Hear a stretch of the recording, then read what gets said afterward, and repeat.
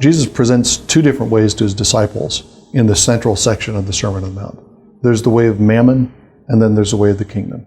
There's the way of earthly treasure, and there's the way of heavenly treasure. There's the way of anxiety, and there's the way of faith. These are the two ways that Jesus presents to his disciples. And he calls us to leave the world of mammon, the world dominated by mammon, the city of anxiety, and enter the kingdom. But how do we do that? How do we practically go about entering into the ethos of the kingdom? Jesus gives commands here, commands that he expects his disciples to follow.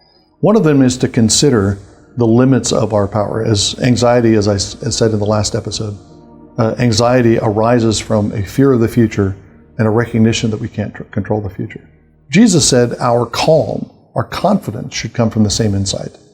What's the use of worry, he says? What's the use of being anxious? We can't add a single inch to our height.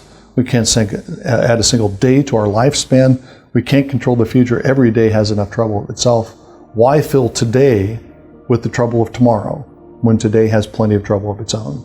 Since we can't control the future, we should just leave off anxiety, leave off fear, and leave the future in the hands of our Heavenly Father. The other thing Jesus commands us to do is to pay attention to the world around us, to learn from the things that we see every day, the smallest things that we see every day, the things that we tend to neglect when we're busy with our anxiety and our worry. Jesus tells us to look at the birds, and he's giving a command to his disciples. Actually look at the birds. Watch the birds. How do they stay alive? Who feeds them? And Jesus says they don't store anything away. They don't sow and reap. They don't have any economy. And yet they have everything that they need because their Heavenly Father feeds them. And are you not much more valuable than they? Jesus says to his disciples. Or look at the grass or the flowers. He said, look at the lilies of the field. This is just grass. It springs up one day, it's cut down the next day, it's thrown into the fire the next day. And yet God takes the time and takes the care to clothe the grass of the field with glory that's more glorious than the glory of Solomon. If God takes care of birds and God takes care of grass with that kind of care and that kind of love, then he will take care of you, oh, you of little faith, Jesus says.